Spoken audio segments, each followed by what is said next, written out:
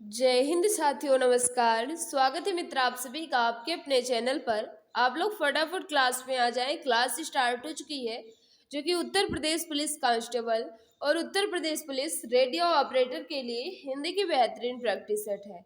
ये class number 10 है। इससे पहले मैंने क्लास 9 तक अच्छे से कंप्लीट कर लिया है।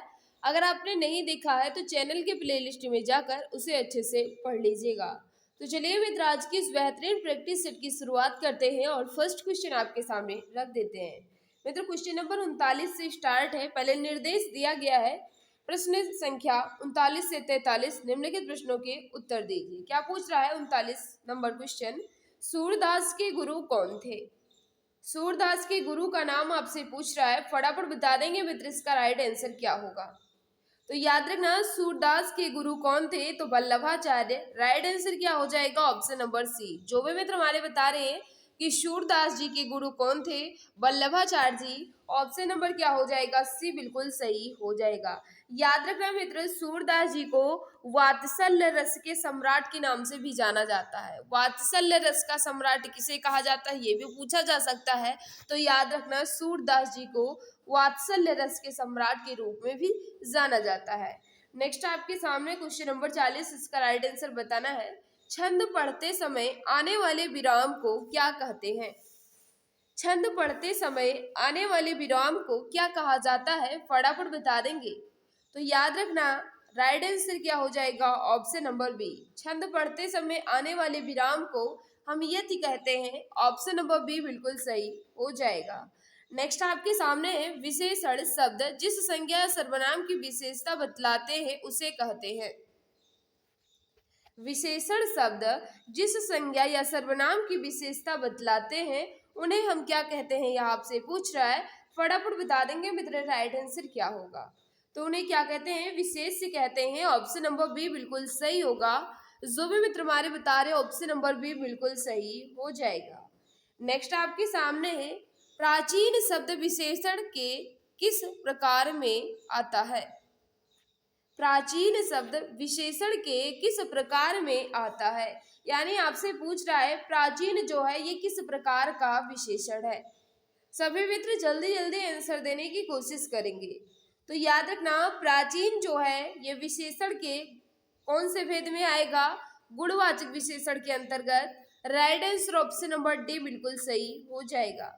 मित्र नेक्स्ट क्वेश्चन आपके सामने है, क्वेश्चन नंबर 43, इसका राइट आंसर बताना है। अभ्यास का विशेषण रूप है। अभ्यास का विशेषण क्या हो जाएगा? सभी मित्र बता देंगे इसका राइट आंसर। तो याद रखना, अभ्यास का विशेषण रूप जो है ये अभ्यासी होता है। ऑप्शन नंबर बी बिल्कुल सही होगा। जो भी मित्र हमारे बता रहे हैं अभ्यास का विशेषण अभ्यासी, ऑप्शन नंबर बी बिल्कुल सही हो जाएगा। नेक्स्ट आपके सामने है मित्र क्वेश्चन नंबर 44, इसका राइट आंसर आपको बताना है। क्या पूछ रहा है? निर्देश प्रश्न संख्या 44-45 निम्नलिखित मुहावरों के लिए उचित विकल्प चुनिए। मुहावरा आपके सामने लिखा गया है, द्रौपदी का चीर का अर्थ है। द्रौपदी का चीर का अर्थ आपसे पूछ रहा है। फटाफट बता देंगे मित्र राइट आंसर क्या होगा। तो याद रखना, इसका जो राइट आंसर हो जाएगा द्रौपदी का चीर, इस मुहावरे का उचित अर्थ होता है कभी समाप्त न होना। ऑप्शन नंबर सी बिल्कुल सही हो जाएगा। जो भी मित्र जो भी भाई बहन हमारे बता रहे कभी समाप्त न होना, बिल्कुल सही हो जाएगा। नेक्स्ट आपके सामने क्वेश्चन नंबर 45, इसका राइट आंसर बताना है। कूप मंडूक होना का अर्थ है।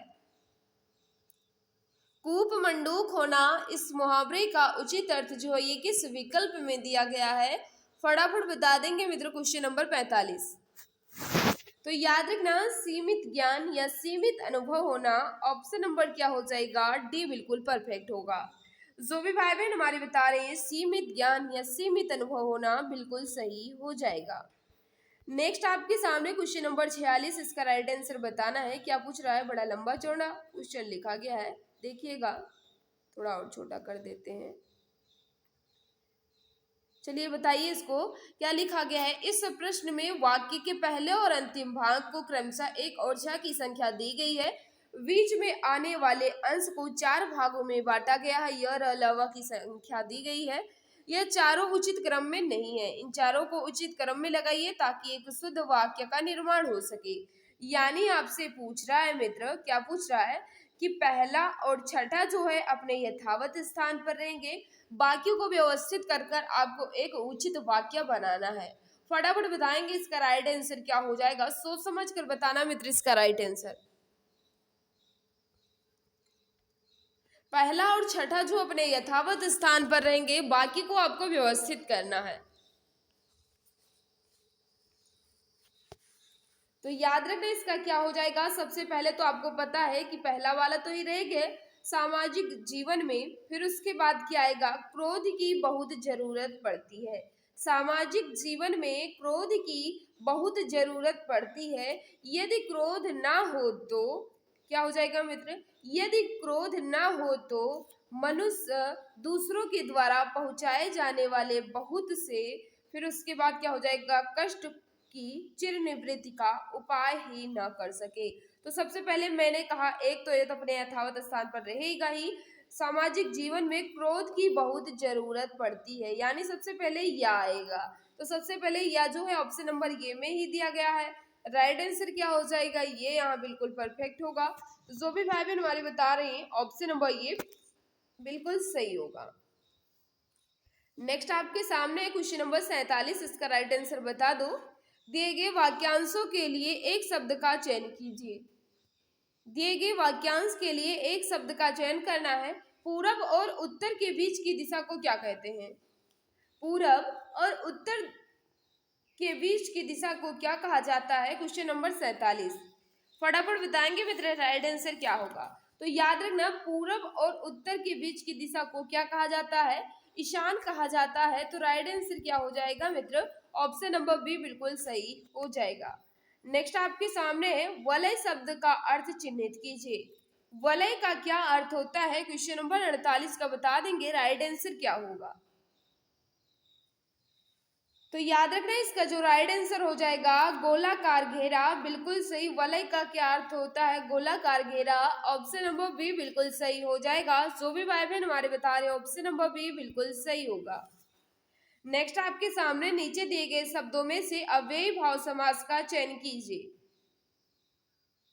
अव्ययी भाव समास का चयन करना है। तो याद रखना इसमें जो राइट आंसर हो जाएगा आजीवन। आजीवन में जो है मित्र ये अव्ययी भाव समास हो जाएगा, जिसमें प्रथम पद जो है ये अव्यय हो, उसमें अव्ययी भाव समास होता है। तो आजीवन में कौन सा समास हो जाएगा, अव्ययी भाव समास हो जाएगा।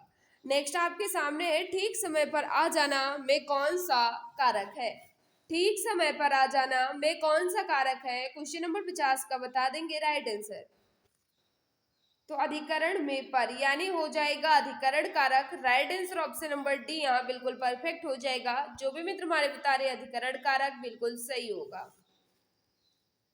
क्वेश्चन 51 आपसे क्या पूछ रहा है, मंदिर और मंदिरा युग्म का उपयुक्त अर्थ वाला युग्म कौन सा होगा। यानी आपसे पूछ रहा है मंदिर और मंदिरा का सही अर्थ जो ये किस विकल्प में दिया गया है। फटाफट बताओ मित्र इसका राइट आंसर, क्वेश्चन नंबर 51। तो जो भी भाई बहन हमारे बता रहे हैं कि मंदिर का अर्थ होता है देवालय और मंदिरा का अर्थ होता है अश्वशाला, तो ऑप्शन नंबर क्या हो जाएगा, डी बिल्कुल परफेक्ट होगा। जो भी मित्र हमारे बता रहे हैं ऑप्शन नंबर डी बिल्कुल सही हो जाएगा। मित्र आगे बढ़ने से पहले हम आपको बताना चाहेंगे कि आपके लिए 5000 प्लस जीके जीएस क्वेश्चंस की ई बुक जो है लॉन्च हो चुकी है। मात्र 39 रुपए में आप इसे परचेज कर सकते हैं। अगर आप यूपी पुलिस कांस्टेबल या रेडियो ऑपरेटर की तैयारी कर रहे हो तो ये ई बुक जो है आपके लिए खास है। जीके कहीं से भी पढ़ने की जरूरत नहीं होगी अगर आप इस ई बुक को अच्छे से पढ़ लेते हैं। अधिक जानकारी के लिए दिए गए व्हाट्सएप नंबर पर मैसेज कर जानकारी प्राप्त कर सकते हैं इस ई बुक के बारे में। नेक्स्ट आपके सामने क्वेश्चन नंबर 52, इसका राइट आंसर बताना है। निम्नलिखित में मिश्र वाक्य है, मिश्र वाक्य का चयन करना है। क्वेश्चन नंबर 52 का बता देंगे राइट आंसर क्या होगा।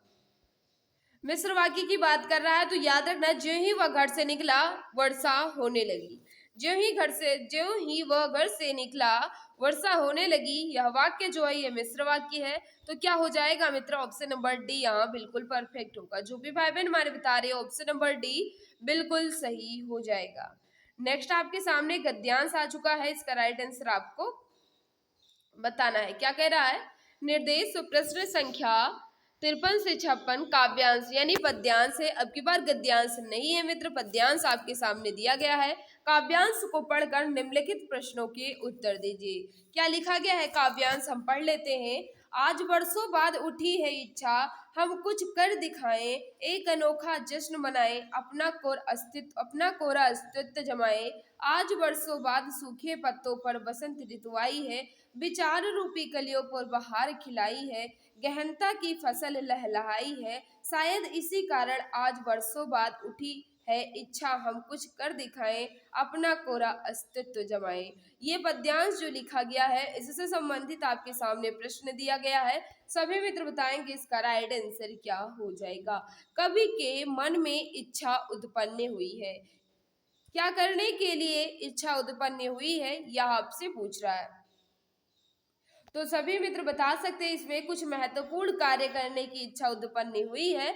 ऑप्शन नंबर क्या हो जाएगा, ये बिल्कुल परफेक्ट होगा। जो भी मित्र हमारे बता रहे ऑप्शन नंबर ये बिल्कुल सही हो जाएगा। सूखे पत्ते प्रतीक हैं। अभी आपने जो पद्यांश पढ़ा उसमें सूखे पत्ते जो है किसी से रिलेटेड लिखे गए हैं, यानी उसका प्रतीक जो है ये क्या है। तो याद रखना सूखे पत्ते जो हैं यहाँ मन के सूनेपन के हैं। राइट आंसर हो जाएगा ऑप्शन नंबर सी। जो भी मित्र बता रहे ऑप्शन नंबर सी बिल्कुल सही होगा। नेक्स्ट आपके सामने किन कलियों पर बहार का आगमन हुआ है, किन कलियों पर बहार का आगमन हुआ है।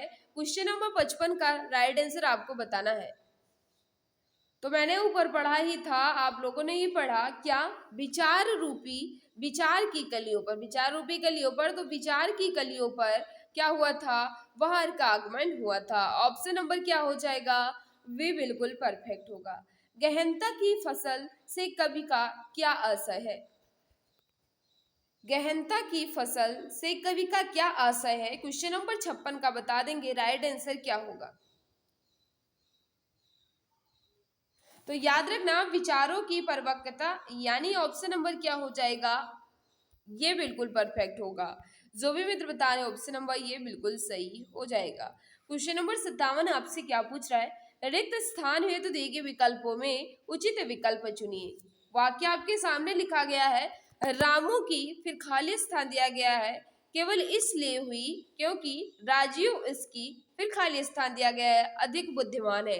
क्या फिल करें ताकि यह वाक्य जो है ये पूर्ण हो जाए। फटाफट बताओ मित्र क्वेश्चन नंबर 57 का राइट आंसर। तो याद रखना रामू की उपेक्षा यानी बुराई क्या हो जाएगा, रामू की उपेक्षा इसलिए हुई क्योंकि राजीव उसकी अपेक्षा अधिक, अपेक्षा यहाँ क्या हो जाएगा यानी तुलना की जा रही है, अपेक्षा अधिक बुद्धिमान है। तो क्या हो जाएगा, पहले उपेक्षा फिल होगा फिर अपेक्षा होगा, यानी ऑप्शन नंबर सी बिल्कुल सही हो जाएगा। जो भी मित्र बता रहे हैं ऑप्शन नंबर सी बिल्कुल सही हो जाएगा। नेक्स्ट आपके सामने क्वेश्चन नंबर 58, इसका राइट आंसर बताना है। निम्न पंक्ति में सही अलंकार का चयन कीजिए। पानी विच मीन प्यासी मोहि सुन सुनावे हंसी, ये जो पंक्ति लिखी गई है इस पंक्ति में कौन सा अलंकार है, फटाफट बता दो क्वेश्चन नंबर 58 का।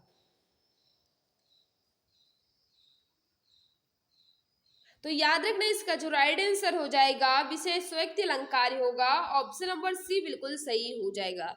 याद रखना मित्र जहां पर कारण रहते हुए भी कार्य का न होना पाया जाए वहां विशेष अलंकार, विशेष व्यक्ति अलंकार होता है। यहाँ देखिए इस पंक्ति को पढ़कर आप बता सकते हैं, अर्थ ये निकल रहा है कि जैसे यहाँ इस पंक्ति से अर्थ ये निकल रहा है कि पानी में मछली पानी में रहते हुए भी प्यासी है, यानी जहां पर कारण के रहते हुए भी कार्य ना हो वहां कौन सा अलंकार होता है, विशेष व्यक्त अलंकार होता है। जो ये पंक्ति लिखी गई इस पंक्ति से यही आशय है कि मछली जो है ये पानी में रहते हुए भी प्यासी है।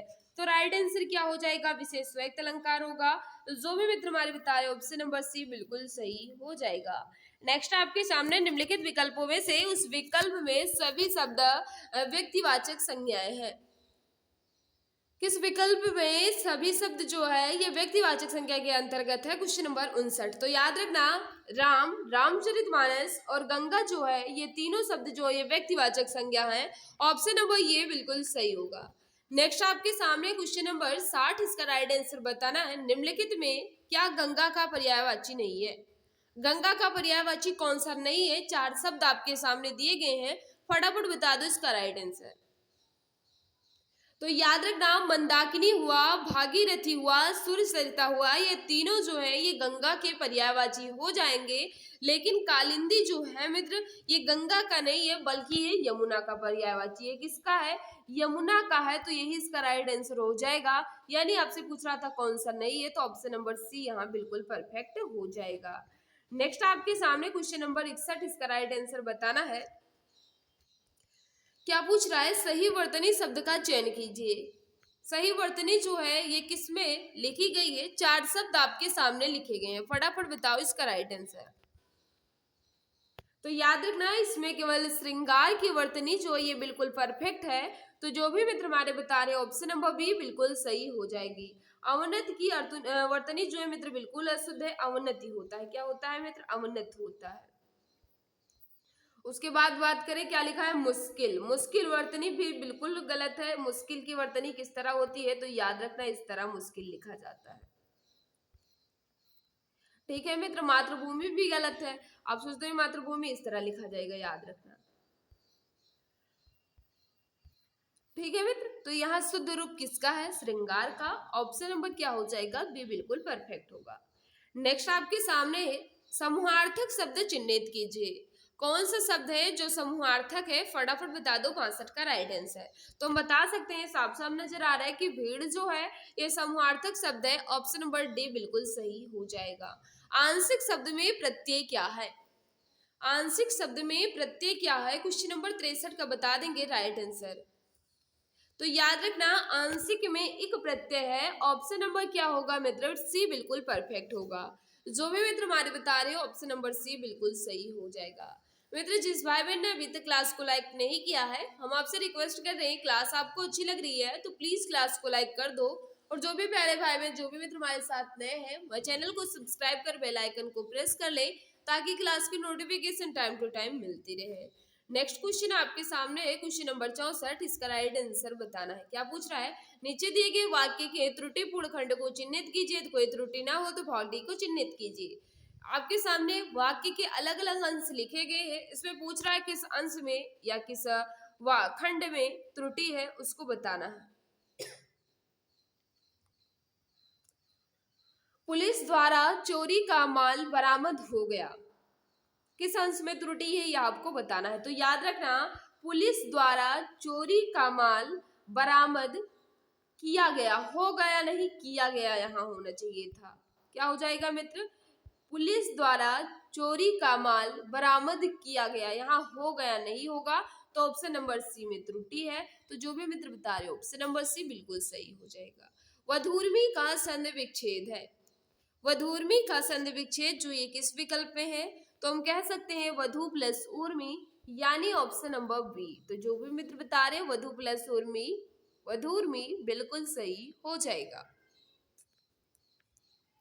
क्वेश्चन 66 आपसे क्या पूछा है? विनार्थक शब्द का चयन कीजिए। विनार्थक यानी अलग शब्द का चयन करना है। Question number 66। तो याद रखना, पावक, अनक, अनल और किशानु ये सब किसके पर्यायवाची या समानार्थी हैं? आग के या अग्नि के। लेकिन अनिल जो है मित्र ये अलग हो जाएगा। अनिल जो ये किसका पर्यायवाची है? या हवा या कहा जाए वायु का हो जाएगा। तो यही इसका राइट आंसर हो जाएगा, क्योंकि पूछ रहा था भिन्नार्थक शब्द। तो ये जो अनिल जो है ये अलग है, बाकी तीनों जो है आग के या अग्नि के पर्यायवाची हो जाएंगे। हर्ष का विलोम बताइए। हर्ष का विलोम जो है ये विषाद होता है। ऑप्शन नंबर बी बिल्कुल सही हो जाएगा। नेक्स्ट आपके सामने गंदा, मैला, मलिन किस शब्द के पर्यायवाची हैं? गंदा, मैला और मलिन जो है ये किस शब्द के पर्यायवाची हैं? तो पंकिल के। ऑप्शन नंबर सी बिल्कुल सही हो जाएगा। कर्कश का विलोम दिए गए विकल्पों में से चुने। तो याद रखना, कर्कश का विलोम जो है ये क्या होता है मित्र? मधुर होता है। क्या होता है? मधुर होता है, जो कि ऑप्शन नंबर सी में है। तो जो भी मित्र हमारे बता रहे सी बिल्कुल सही हो जाएगा। प्रश्न संख्या 70-71 वाक्यांशों के लिए उचित विकल्प चुने। जो इंद्र पर विजय प्राप्त कर चुका हो उन्हें हम एक शब्दों में क्या कहेंगे? जो इंद्र पर विजय प्राप्त कर चुका हो उन्हें हम इंद्रजीत कहते हैं। तो राइट आंसर क्या हो जाएगा? जो भी मित्र बता रहे इंद्रजीत बिल्कुल सही हो जाएगा। नेक्स्ट आपके सामने उच्च कुल में पैदा व्यक्ति, जो उच्च कुल में पैदा होता है उन्हें हम एक शब्दों में क्या कहते हैं, कुलीन। ऑप्शन नंबर क्या होगा, डी बिल्कुल परफेक्ट होगा। नेक्स्ट आपके क्वेश्चन नंबर 72 आपसे क्या पूछ रहा है, इसका राइट आंसर आपको बताना है। सभी मित्र जल्दी जल्दी आंसर देने की कोशिश करेंगे। क्या पूछ रहा है, ईश्वर तुम्हें दीर्घायु दे अर्थ के आधार पर वाक्य का भेद बताइए। ईश्वर तुम्हें दीर्घायु दे अर्थ के आधार पर वाक्य का भेद बताना है। तो हम कह सकते हैं यह वाक्य जो है ये इच्छावाचक वाक्य है। ऑप्शन नंबर सी बिल्कुल सही हो जाएगा। मित्र नेक्स्ट आपके सामने है श्री गणेश का विलोम शब्द है। श्री गणेश का विलोम कहे या विपरार्थक कहे या विरुद्धार्थी कहे, एक ही बात है। तो श्री गणेश का विलोम जो है ये इत श्री होता है। ऑप्शन नंबर बी बिल्कुल सही हो जाएगा मित्र। नेक्स्ट आपके सामने क्वेश्चन नंबर 74, इसका राइट आंसर बताना है। फूल का पर्यायवाची नहीं है, फूल का पर्यायवाची नहीं है कि पूछ रहा है क्वेश्चन नंबर 74। तो याद रखना फूल का पर्यायवाची जो है ये सुमन भी है, पुष्प भी है और कुसुम भी है। यानी ये तीनों पर्यायवाची जो है, ये तीनों शब्द जो है किसके पर्यायवाची हैं, फूल के पर्यायवाची हैं। लेकिन तनुजा जो है ये पुत्री का पर्यायवाची है। किसका है मित्र, पुत्री का पर्यायवाची है। तो right answer option number C बिल्कुल सही हो जाएगा। नेक्स्ट आपके सामने क्वेश्चन नंबर 75 है, इसका राइट आंसर बताना है। किस रस को रसराज कहा जाता है, किस रस को रसराज कहा जाता है, क्वेश्चन नंबर 75 का बता देंगे राइट आंसर क्या होगा। इसका आंसर आपको कमेंट बॉक्स में बताना है मित्र। सभी मित्र इसका आंसर कमेंट बॉक्स में बताएंगे। काफी ज्यादा इजी क्वेश्चन है और मैंने काफी टाइम इसे बताया है, मैंने हर क्लास में लगभग ये क्वेश्चन आता है। तो सभी मित्र इसका आंसर कमेंट में जरूर बताएंगे। मित्र आज की इस क्लास में आपका स्कोर कितना रहा कमेंट में जरूर बताना। और ये आज की क्लास जो है आपको कैसी लगी अपना फीडबैक कमेंट में जरूर दिया करो, क्योंकि आपके फीडबैक का मुझे इंतजार रहता है। आज की इस क्लास में किसी भी क्वेश्चन में कहीं भी डाउट है तो आप बेझिझक कमेंट करके पूछ सकते हैं, मैं जवाब देने की पूरी कोशिश करूंगी।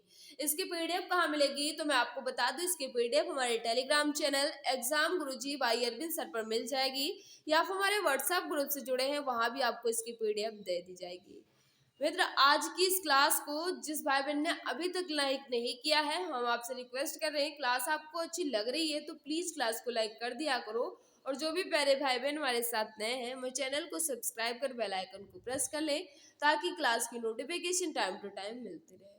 तो आज की इस क्लास में बस इतना ही। सभी को बाय बाय, सभी को नमस्कार, जय हिंद, जय भारत, वंदे मातरम।